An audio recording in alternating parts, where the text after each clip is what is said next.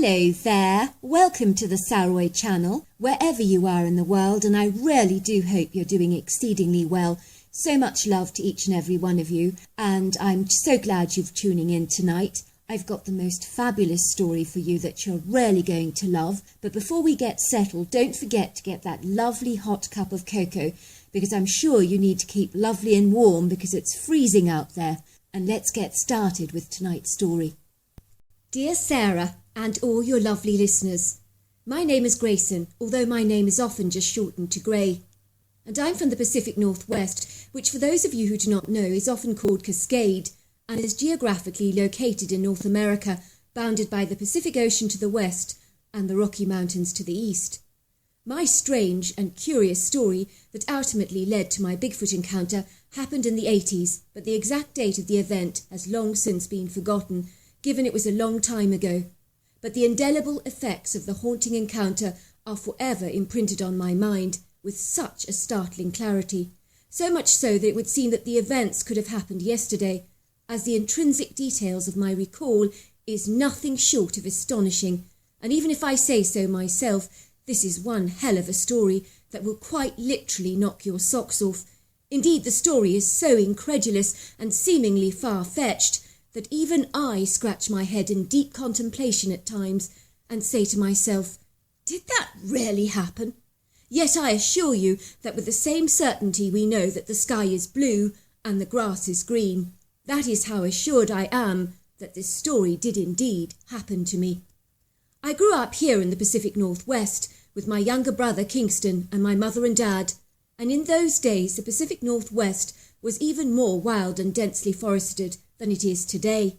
Some of the largest, most gigantic, beautiful trees in the entire world can be found here, and this is unequivocally due to the cool, wet climate, which is so perfect for coastal and temperate rainforests, while the inland areas are much drier and warmer.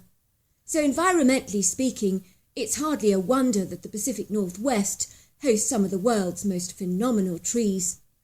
I grew up in an attractive rural provincial neighbourhood with the colourful ranch-style houses reminiscent of the 80s, which were spaced generously apart with very decent-sized front and back yards.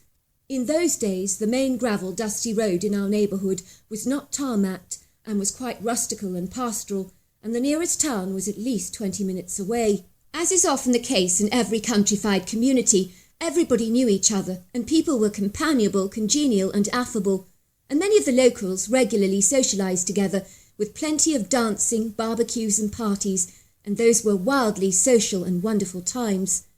At the time, my down-to-earth, pragmatic, rather practical mother was a stay-at-home mother. She took care of us while our dad worked in the local town. Growing up as kids, my brother Kingston and I would spend copious amounts of time in the wood green that flanked the rear of the neighbourhood properties. It was a sumptuous area of national forest, or publicly owned land if you like, that was open and accessible to the public, and consisted of clear hiking trails for ramblers, dog walkers and runners. We were exceedingly fortunate that the backyards of our homes faced the enchanting, densely pocketed area of woodland, and although fenced in, some people actually had their own gates that led into the sylvan for their convenience and easy accessibility. People just loved opening their gates into the woods and taking their dogs for a walk in the shaded retreat, with all the animal smells and fresh deer scat. Those dogs were in an olfactory heaven. My brother and I made a hole in our fence so that we could squeeze through it and go playing in the wood green whenever we had a chance. For us as young boys, this shaded sanctuary was the most exciting playground, full of majestic, imposing trees with the most gargantuan trunks that towered up into the sky like statuesque, imposing giants. And they ranged from oaks to Douglas firs and red elders, and they were so regal and magnificent.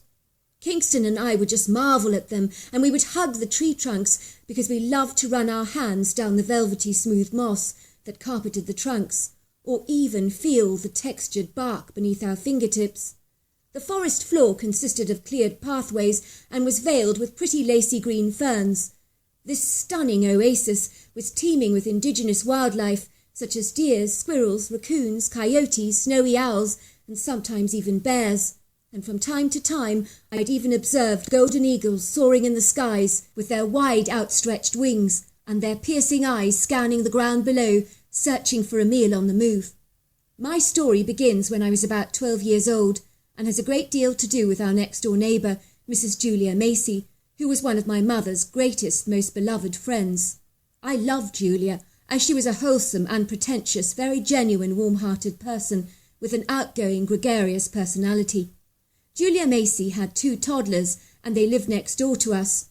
She was married to a very reserved, demure and guarded man called Niles, who seemed like a pretty decent fellow to me, although he barely ever said boo to a goose, because he was so self-contained, private and uncommunicative.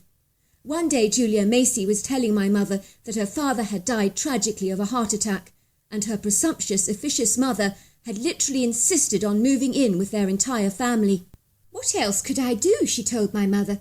I tried to encourage Mother to go and live in a retirement home, but she refuses to go, and has insisted upon moving in with us.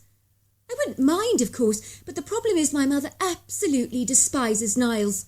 She makes no secret of her contempt and abhorrent loathing she feels towards him. My house has quite literally become a war zone, because I can feel my mother's malicious animosity towards my husband. She looks at him all the time like a deranged savage cat that would like to lash out at him with her sharp claws and devour him like a mouse, leaving only his tail behind. Yesterday she made him a cup of hot coffee and accidentally spilt it on his lap. She looked so satisfied with herself, and she had that smug look on her face when my husband got burnt. I know she did it on purpose. Now that's nasty, said my mother. Actually, it's positively vindictive. That's my contemptible mother for you. Niles describes her as the mother-in-law from hell and has literally begged me to make her leave the house before he throttles her or does something mad. Surely you could get her to leave, said my mother. You should not have your mother coming between your marriage like this. It's really not healthy for your family, given how much ill will your mother harbours towards Niles. I'm afraid it gets worse, said Julia, sighing. Niles suffers from asthma and is highly allergic. But what does my mother do? She brings her grandchildren the fluffiest, cutest cat that you can ever imagine. Of course, the kids are absolutely delighted, but Niles is sneezing all over the place. I have not got the heart to remove the cat from the kids, because they'll think I'm a monster if I do such a thing, and they're so smitten with the cat. The only contention I have is that Niles is suffering really badly with the most dreadful allergies and sneezing fits. Of course she did this on purpose to upset him, and she's succeeding, and what's more, she's enjoying herself way too much. We could keep the cat for you, suggested my mother, and your kids could come and visit her whenever they like, and that way Niles would not have all those horrible allergies. Oh, that would be wonderful if you could do that, said Julia. That would really help a lot. I haven't actually told you the worst of it. You're going to be shocked when I tell you what happened next. You mean there's more? Said my mother, looking aghast. Oh, yes, there's much more, I'm afraid. It actually happened on Tuesday night when I came home. My frantic mother was bustling around the kitchen, preparing the most sumptuous feast for the whole family.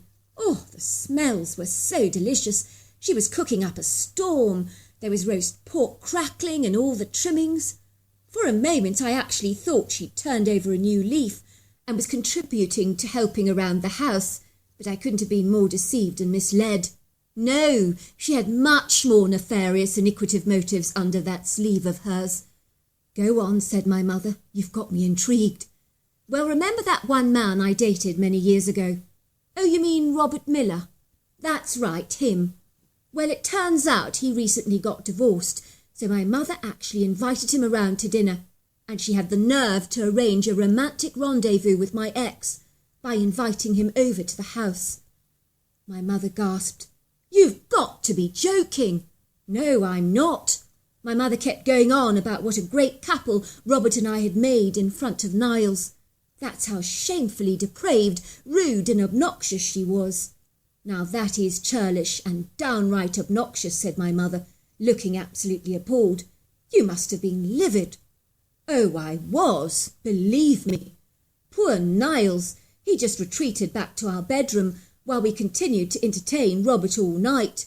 My mother had the audacity to actually tell Robert that Niles and I were getting divorced. Can you imagine when I told him that we weren't, He looked so disappointed. I told him that Mum was just barking up the wrong tree, because I think he was hoping to rekindle the old flame. I could have killed Mother for upsetting Niles like this. She's a meddling, interfering old busybody, determined to get her own way at any cost. I don't understand, said my mother. Why does she despise Niles so much? I think she's always felt he wasn't good enough for me. My mother's always been a bit of an inverted snob, pretentious and conceited, with a misplaced sense of superiority. I truly think she considers our family as upper middle class, bordering on royalty. She's always possessed very rigid, fixed ideas of who I should marry. Unfortunately, Niles is powerless to fit her irreproachable mould. She literally wanted me to marry a lawyer, a surgeon, a magistrate, a doctor. Who knows? But Niles, being a plumber, just didn't tick the right boxes for her. When I got married to Niles, she visited him the night before our wedding day with a checkbook in hand, offering him over $50,000 to call our wedding off. She did what? Gasped my mother. Are you joking? That's disgusting. Oh, yes, she did. And when Niles refused to be bribed by my mother, she offered him $100,000, but he still refused, and then she stormed off in a huff. I remember when I listened to this conversation with my mother and her friend, I was horrified. I decided that Julia Macy's mother must be a very nasty, vindictive piece of work, and that was definitely confirmed when she visited our family for a barbecue with Niles, Julia, and her two rambunctious toddlers. Julia's mother was an emaciated, pale, mousy-looking woman who was opinionated, feisty, and hot-headed. When she sat down at the table, she kept eyeing her son-in-law with the look of a vulture wanting to pounce upon her prey and tear it limb from limb. It was really awkward sitting at the table as a family hosting our guests, as we could feel the obvious tension and discord between Julia's mother and Niles, which made things ever so slightly awkward and uncomfortable. "Should Niles be eating that?" she chided, pointing to Niles' cornbread on his plate. "It might make you fat, Niles. I've been noticing those extra inches creeping upon your belly lately. I know Julia likes her men very slim." "Mum, Niles can eat exactly what he likes," scolded Julia. "I'd love him even if he was a hippo." "No, you wouldn't, Julia. You know that's not true," she snapped. Julia's mother began asking my father all about his job and what degrees he had behind him, and the next thing we were hearing all about how inadequate Niles was. "You've done very well for yourself, young lady," Julia's mother told my mum. "I'm so impressed. I only wish Julia here was as discerning as you when it comes to men. She should take a leaf from your book." "Enough, mother," snapped Julia. "I've had about as much as I can take of your shenanigans. For goodness sake, shut up and stop putting Niles down, or else I'll take you to that retirement village myself, even if you're kicking and screaming." I'm glad to say that Julia's cutting words did the trick, and finally her mother did shut up, although you could tell there was a lot more she would have liked to have said, but I could see that she was biting her lip very hard. After dinner was over and the Macys had finally returned home, my mother said, "What an awful woman! She is the quintessential mother-in-law from hell, if ever I saw one." Fast forward a week or so and Kingston woke me up during the night. He was shaking me violently. "Get up! Get up!" "What is it?" I said, groaning, wiping away the sleep from my eyes. "What's up?" "There's something out there in the backyard," said Kingston earnestly. "It was making strange whooping sounds. So I looked out of the window, and then I saw it. The critter, it was making this weird sound, and it jumped over the fence. It looked like a bear, but it wasn't a bear. It looked like a human, but it wasn't a human. I've no idea what it was, but it was scary, and it looked like a ghost." "Are you sure about this?" I asked, looking very perturbed. "Of course I'm sure," said my brother, looking at me with wide, earnest eyes. "I wouldn't wake you up for nothing. I know what I saw." I became very excited, because I had a friend at school who'd also seen a rather big creature that looked like a bear, but it wasn't a bear, that had crossed his path so fast that he'd barely been able to see whatever it was.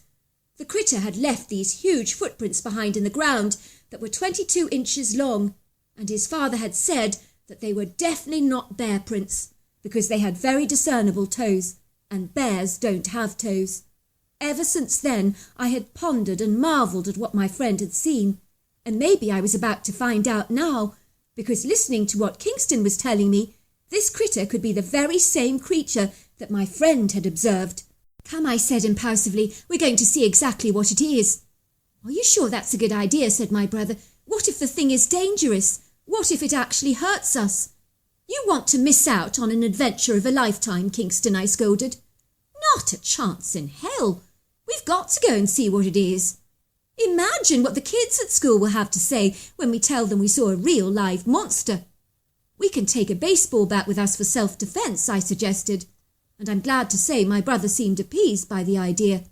So armed with flashlights, we tiptoed into the heart of the forest with great stealth, making absolutely certain to be as quiet as we possibly could, hiding behind trees and keeping in the dark shadows to ensure that nothing would discern us as we moved ever forwards into the sylvan. Luckily it was a bright full moon, which made visibility for us excellent. Imagine our amazement when we could hear digging sounds in the woods, and I heard Julia Macy's very distinctive musical voice. "Oh my God! I can't believe this has happened. It was an accident, a dreadful accident. I just pushed her ever so gently, because I wanted her to stop badgering you and calling you those horrible, horrible names. I just couldn't take it any longer. I wanted to explode. I was so mad. And then she slipped backwards and went tumbling down the stairs. It was just too much for me. I can't believe that this has happened." "Look, it wasn't your fault," came Niles's voice. "She had it coming to her. She's been constantly bullying me and putting me down, and you were only protecting me." "I didn't mean it to happen. I didn't expect her to die like this. I've killed my own mother. I can't believe that this has happened. They're going to lock me up and throw away the keys." "No, not if I have anything to do with it," said Niles. We could hear Julia was sobbing as the digging continued. "If we own up to the authorities, they'll accuse me of deliberately killing her. They'll find that she was pushed over deliberately, and they'd be right." "They'll never find out," said Niles. "It's our secret." "Oh my goodness," I said to my brother in horror. "Julia's only gone and killed her mother, and they're burying her in the woods." We crept behind the tree and began to watch Julia and Niles frantically digging a large hole in the ground. I've never seen Julia look so white before, and her husband looked drained and anxious. I realised that Kingston and I were not alone, as standing behind another tree, literally only yards away from us, was the critter that my brother had seen earlier. I could hardly believe it. I was torn between what was more interesting, watching Julia and Niles digging the grave, or beholding this extraordinary beast, whom seemed as enamoured and intrigued by what Julia and Niles were doing, as indeed we were. Yet Julia and Niles were so caught up with their emotional turmoil that they were blindly oblivious of their very captive audience. It would seem that the creature's awestruck eyes were watching what Julia and Niles were doing with a seemingly dumbfounded and flabbergasted expression upon its face. I could see that the creature was very massive, but I couldn't see him very clearly. I could just observe the red eye shine 8 feet off the ground, and the large body swaying backwards and forwards like a gentle breeze. How long we stood behind the massive girth of an oak tree, watching in confounded horror Julia and Niles digging a huge hole, I do not know. It was almost as if we were watching a gripping movie, as everything was so surreal. Finally we observed Niles carrying the body of his mother-in-law that was wrapped up in a sleeping bag. He laid it down into the shallow grave, and then covered the ground with soil, and Julia began to sob and sob and sob. "I really didn't mean this to happen, Mother. It was a dreadful accident. If only you hadn't kept going on and on at Niles, this would never have happened. Why did you have to hate him so much? I'm really sorry, Mother. I really am." I watched Julia and her husband walking away from the gravesite towards their gate and retreating back home. I could still hear the sounds of Julia's muffled sobs as they walked away. I felt so much compassion for them both, because it was clearly apparent that this had all been a horrifying accident. That was when we saw the dark, shadowy humanoid silhouette stealthily moving towards the grave. The shafts of moonlight illuminated the long flowing hair of this mysterious creature. What on earth was he, I wondered? The shape was so interesting because he stood up like a man, but was more like a giant, and his arms were very long, with pronounced biceps and exceedingly wide shoulders. His legs were very long and powerful, with prominent muscular definition. The creature was easily over 8 foot tall, possibly about 700 pounds, and easily 3 foot wide. I beheld that he possessed a pyramid-shaped head that seamlessly folded into the shoulders in one neat swoop. The most extraordinary thing of all was that the creature began to dig up the grave very, very fast with his sausage-sized fingers and huge hands. He lifted up the ground so much faster than any trowel could have done, and he did this with such efficiency and swiftness that had me gasping in awe. How could anything move away the soil this fast? For a moment I really thought he wanted to eat the buried dead body of Julia Macy's mother. I watched in stunned disbelief as in seconds this critter retrieved the sleeping bag and drew out the bedraggled-looking body of Julia's mother.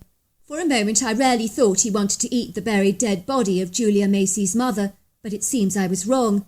I watched in stunned disbelief as in seconds this creature retrieved the sleeping bag and drew out the bedraggled-looking body of Julia Macy's mother, much like you would pull out a popsicle from its paper wrapping.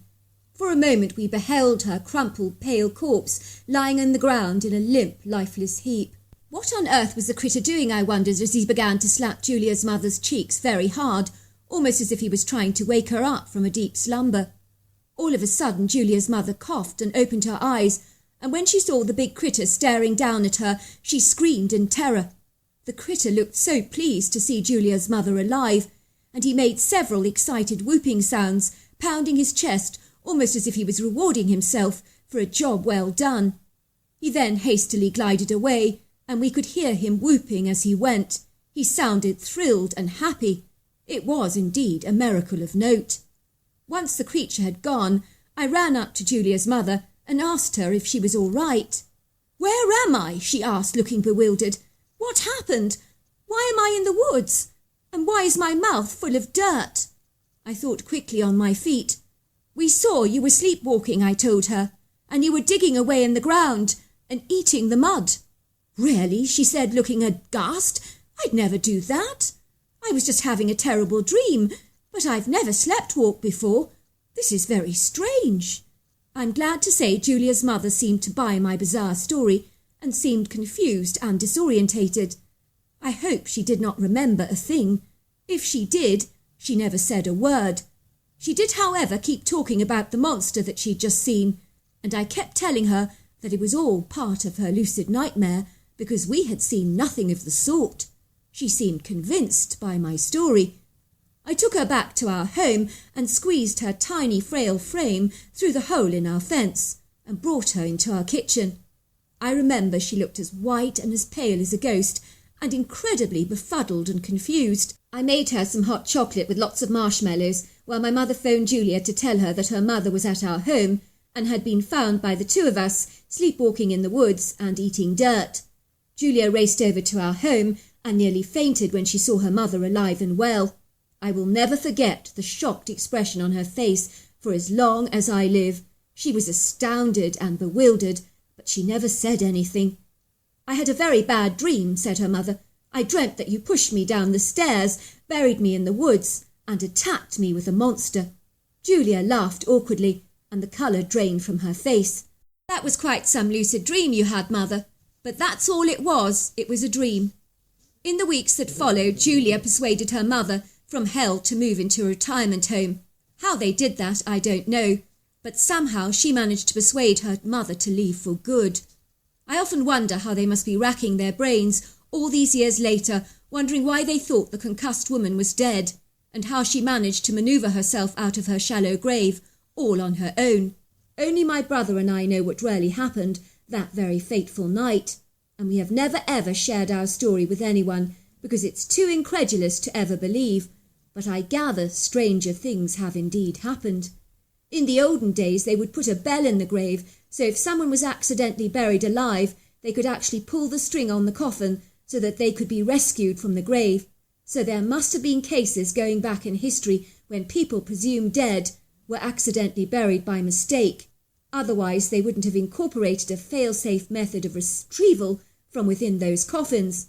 So maybe being buried alive is not so extraordinary after all. All these years later, I know what we encountered that night was a Bigfoot, and whether he knew Julia's mother was really alive or not, I will never really know. But Julia's mother's life was indeed saved by the hairy critter, whether she knows it or not.